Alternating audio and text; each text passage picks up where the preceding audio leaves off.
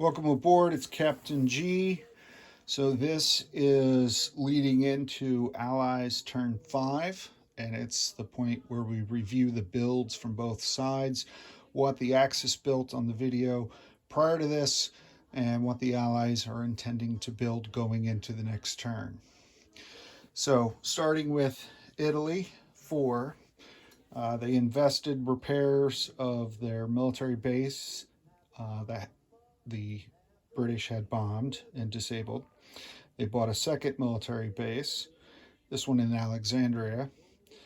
2 fighters, a transport, 2 regular infantry, another of their basiglieri, that's the Italian elite infantry that gets a bonus when they attack with Italian armor, and an artillery. Germany, standard buy for the Axis miners, Bulgaria an artillery, Romania an armor, Hungary and Finland 1 infantry each. For Germany proper, an elite SS infantry, 2 Panzer Grenadiers, 3 infantry, 3 accompanying artillery, 4 standard medium tanks, the Panzer III unit designation, a military base. This one we built in Vichy-controlled Syria, which led to some discussions of the rules, and I think moving forward, the Axis are not going to be allowed to build in Vichy. It's still under review and discussion, so TBD, but we're going to move forward with it just as part of the playtest. And then 1 new fighter, and this is the first air unit that Germany's purchased in the war because they started out with a hefty supply of tactical air as well as veteran fighters. For Japan, and here are a couple new units now that Japan purchased. They have their 1 Cyan volunteer that they get every turn. 3 infantry, 3 artillery, 1 medium armor, 2 SNLF. All that's been on the board before, as well as 3 transports. He already has 9 in the south, but it would take him a couple turns to get them from the Bay of Bengal, I believe, outside Calcutta, all the way back around. So he's basically producing a second fleet, a destroyer, and now the first of the Yamato-class battleships. So for not much more than a regular battleship, this has a 3rd hit. It's more powerful than regular battleships. It attacks and defends at a 9, and can take 3 hits, and with each hit it degrades its capabilities, but a significant unit. They can only build 1 per turn, so he's excited, as I am, to see these on the board. And my Yamato sculpts, if you see them on the map, they'll either have orange, the old fast battleship designation, which no longer applies, or red. So either one, but it's the same general sculpt. So that's the new unit. And then this is new for Japan, their first purchase. The Allies bought one, the US bought one last turn, but this is an amphibious tank, basically. So this vehicle has the characteristics of a light tank in its attack and defense. Attacks at a 4, defends at a 4, moves 2.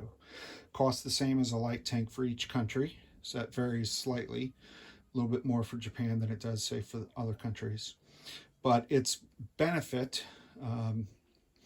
is it is +1 during amphibious assaults, and also provides +1 for an accompanying infantry unit during that amphibious assault because of its close support of the infantry or the Marines as they move through the beaches and the island.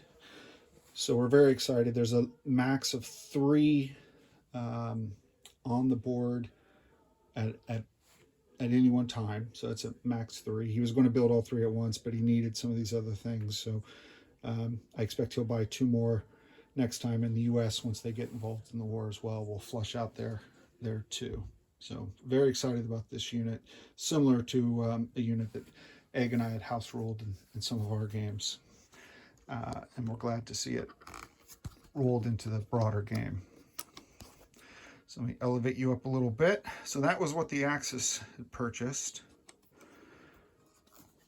And let me lock you in as we go over the Allies' purchase. So CCP continuing to rampage and cause Japan problems in the north. They're being offensive, so they have 4 IPP. They're going to build a cavalry. Could build an infantry and defend, but I intend to attack with the CCP. Just disrupt Japan in the north, so cavalry would serve that. For the Soviets, 10 infantry, 2 elite guards infantry. This is my sculpt for the KV-2 heavy tank. So 1 of those, 2 artillery, and an anti-air to replace the anti-air Moscow that had been moved to the wall, the Stalin Wall in the north. It's already started to crumble. For the Commonwealth, and let me see if I can zoom you in a little bit more on the Commonwealth. Okay, so Canada is buying a medium tank and 2 infantry with their 12. That should take all their funds, and that's part of the ongoing shuck strategy to get units into Western Europe. South Africa is going to save their funds in order to buy something bigger next turn. And the main reason they're doing that is and this is a attention to details kind of lesson learned. I'll just take a moment to share this. So you see where the French transport is. We had talked about the UK strategy of coming down here, coming down one more territory further south. There you go, that gets it. And then shucking up to here, Rio de Oro, and having 2 of them go back and forth. So South Africa produces a unit, the UK produces a unit, and you're constantly shucking up to Rio de Oro using this transport up to Gibraltar. So that was the intent. Last time, just lazily, I stopped it here because it bordered and I could still get back up in 2. But by not going here, not going that 1 extra sea zone to take advantage of the naval base to get back, I took away my flexibility to go this way. And if this transport was here and I had the capability of moving 1, 2, 3, I'd have a lot more options to hit the Horn of Africa and support attacks that the UK is going to do there in order to move up and support Cairo. So I limited my own options by just being lazy on that. So pay attention to the naval bases, the air bases. You may be following your plan, but you got to leave yourself options. So that's a lesson learned. So because of that, it'll be another term before there's a transport back. So they're going to save some funds and buy a South African tank again. The FEC, sadly, lost their capability to collect income, produce units. Calcutta is in the hands of the Japanese, so they have no funds, no production capability. Anzac is building another Z-Force Marine, 3 infantry, and an artillery. And in the United Kingdom, I realized last time, when I compared the last buy to this buy, the difference that the U.S. aid did make to Britain. They're producing a mechanized infantry in South Africa. They're producing an infantry and an artillery in London. 1 infantry in the military base in Gibraltar, and I've run out of them, although I did just get the next delivery. I just haven't painted them. That's why this piece is there instead of the military base. And then a commando, a Churchill tank, and an anti-air for Cairo. And then I need to just unzoom. Sorry about that. All right, so the KMT also has 4, but as opposed to the CCP, they're being more defensive in nature, so they are buying that 1 infantry and saving 1. The U.S. is going to ship, they're going to attempt to send 20 IPP to 20 IPCs, forget which one we use in this one. 20 IPCs to the Soviet Union and 20 to the United Kingdom. That leaves them with 20. And they're going to build one East Coast transport with a armor and an infantry, and one West Coast Marine. So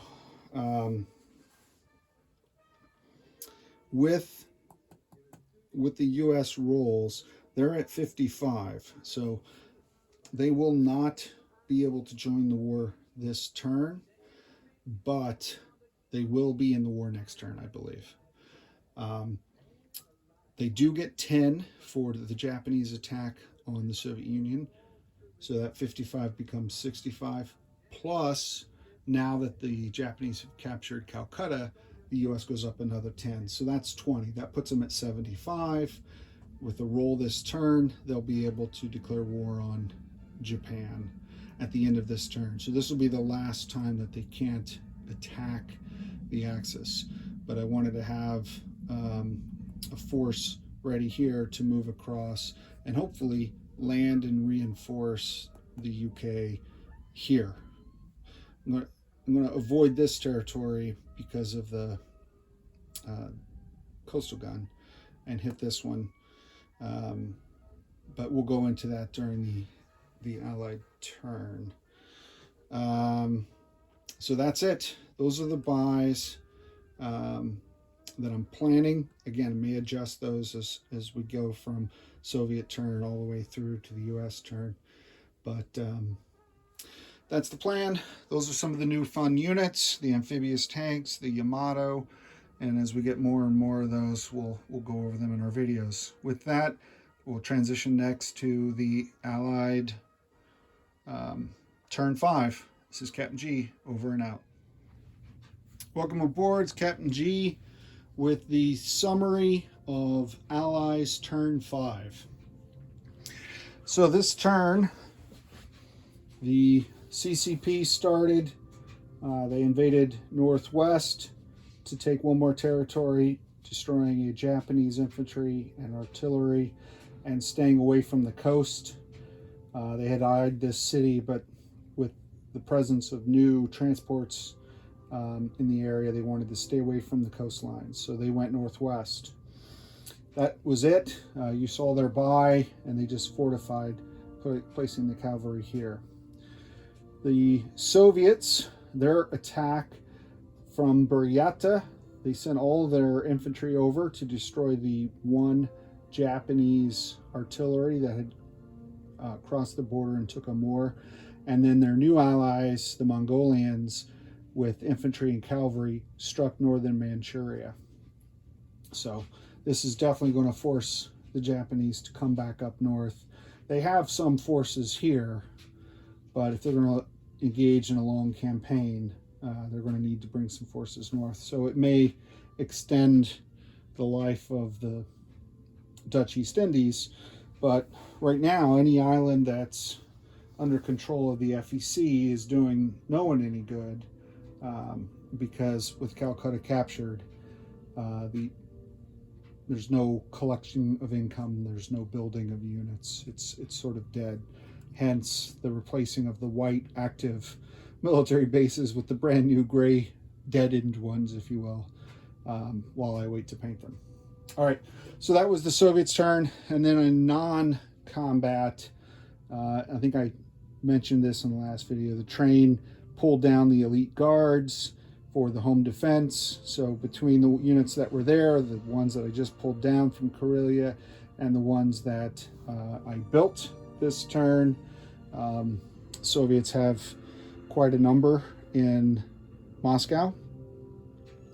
We also spread out infantry to any territory that the Germans could reach to prevent them from blitzing and moving quickly. The only one we didn't get to is Crimea, so they have to go down. Now that they're starting to encroach, one rule that's in this game, if you played the old version, it still is in this version. The Soviets have partisans. So in any of the red Soviet territories, regardless of dollar value or IPP value, if the Axis take it and then move everything out, they don't leave at least one ground unit behind to occupy it, then the Soviets will, on their turn, generate a partisan for free. And if the Axis then don't destroy that partisan on the next turn, it would be a second partisan, and two partisans trigger an infantry, and then it goes back to Soviet control. So it's constantly forcing the Axis to keep their rear guard. So that just keep an eye on that as Egg moves in towards Moscow. So that was it for the Soviets.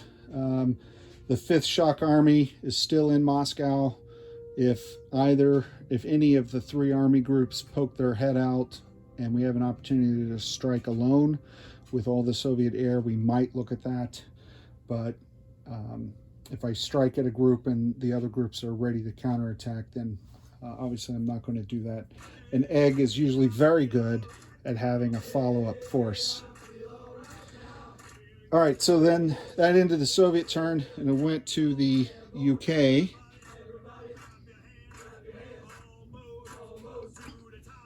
So in Europe, we did land in Normandy, bringing up the transport, pulling infantry from Gibraltar, pulling infantry from and armor, South African armor from Rio de Oro, and then the Canadians coming across. That's why you see the 4 transports. The Czech defense, beach defense, killed the Liberian infantry, and the Vichy and the defending German got 2 more hits, sadly, before the Allies were able to take the beachhead. Now, the U.S. is not in the war, and I'll talk about them later, but with these transports and with the Canadians and the British building up, I should be able to reinforce that. It's an opportune time to strike, because Germany only has 3 infantry, mech, a fighter, and 1 bomber that can reach this territory. He may or may not go for it. He may allow the Italians to do something wacky, but I don't know what they could do besides just killing fighters on the territory.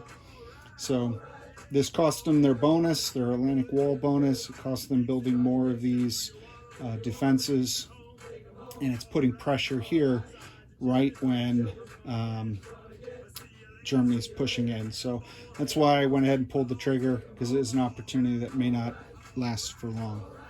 The other thing that the UK did was non-combat from Liverpool, flying 1, 2, 3, 4, 5. Was able to get a fighter to land in Archangel at this airbase, and then should be able to continuously funnel through this. I got a Spitfire, so it'll be the first squadron to fly in, and I'm able to do that because the Germans took Leningrad. There's a rule that says the Soviets won't allow any Western Allied forces into Russia unless and until Leningrad or Stalingrad fall to the Axis. And obviously that has happened now.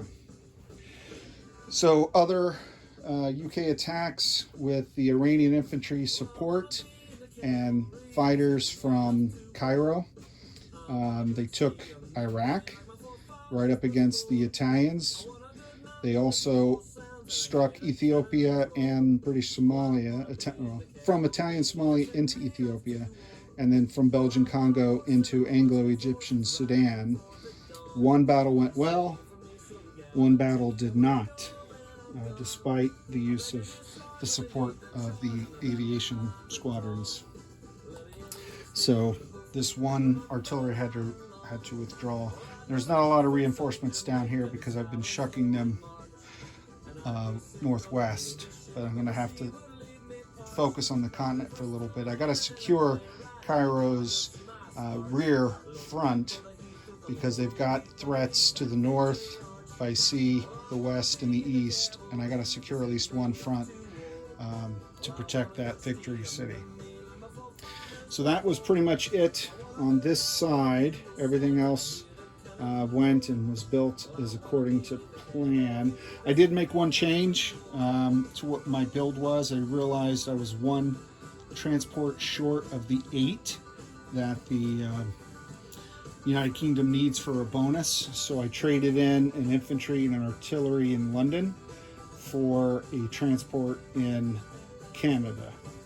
So that'll allow me to shuck right away some reinforcements down here while I do the back and forth shuttling of the Canadians. But I had to do that to get that bonus, which I had lost sight of with my builds that I briefed you on. All right, and in the Pacific Theater, not a lot. I had looked at trying to retake Calcutta with the 3 infantry here, the 1 here, and then some carrier-based air, but these 3 heavy artilleries, think of them as bombers. They roll 2 4s. So 2, 4, 6 4s in defense, plus these 4s, that's 10 4s. I don't even have that many infantry, plus he has artillery. I'm sorry, not artillery, armor, light armor, and SNLF. There was no way I could take it. So this guy went into Africa, and this guy's marching across towards the Middle East if Japan lets him get away, which I would be surprised if they do. On the islands, I moved the Anzac subs to the convoy zones. That'll force him to commit ships. And if he's got destroyers in these combat zones, then he's not moving his troops around. And that's really it.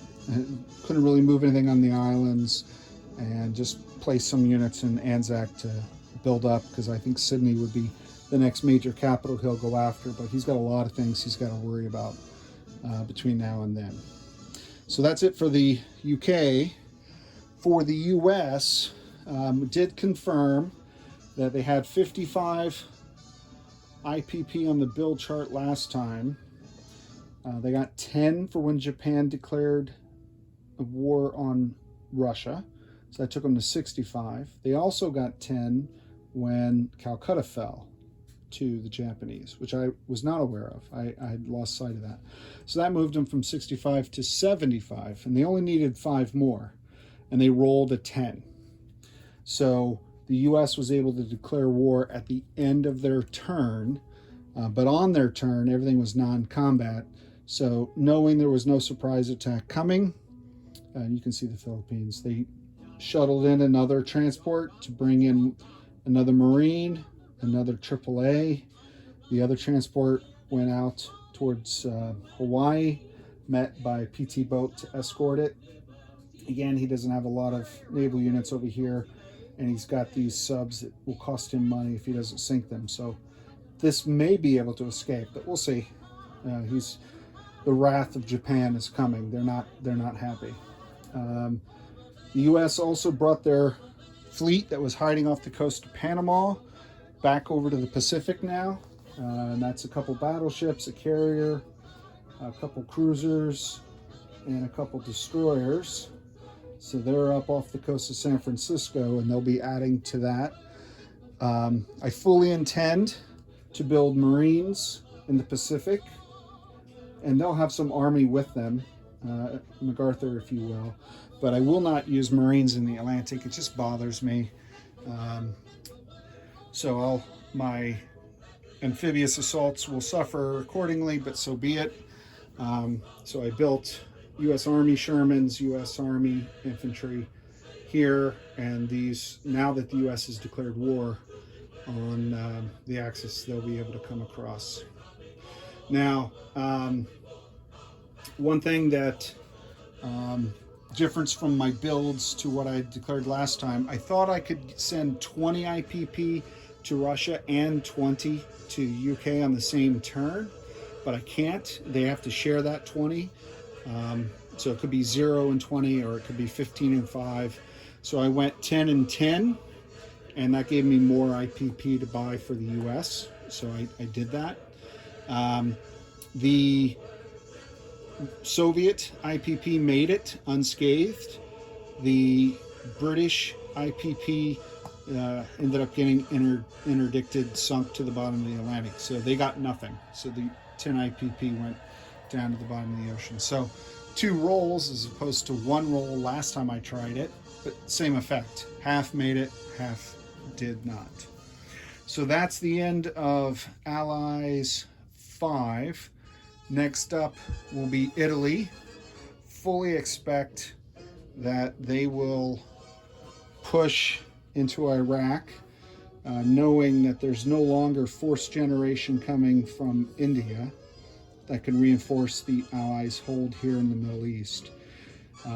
Even just taking Iraq, besides destroying my medium tank, will take away the bonus that the Allies get for this now. I'm feeling pretty comfortable about Cairo, but I thought I was comfortable with Calcutta too, so I'll continue to build up Cairo. So we'll see where Italy goes. The fleet is kind of far to strike at Gibraltar, so I felt pretty good about sending forces there. I do expect him to bring these guys in and try to chase down these guys out of North Africa. And if they can get to Rio de Oro, they can break this South African reinforcement to Gibraltar. So we'll keep an eye on that development.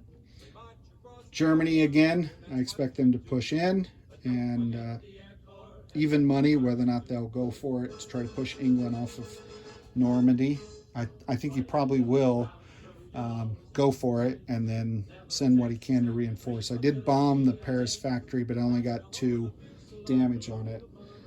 Not a lot. He'll repair it and he'll build in Paris anyway. And then Japan, who knows what they're going to do. Because in addition to all the Russian, Mongolian, Chinese action that's going on up here, they still have the Money Islands to take. They have a robust Philippines, and the U.S. is now at war. So, all right, I started to sign off before, and I'm rambling. So with that, on behalf of Eggman, this is Captain G, over and out.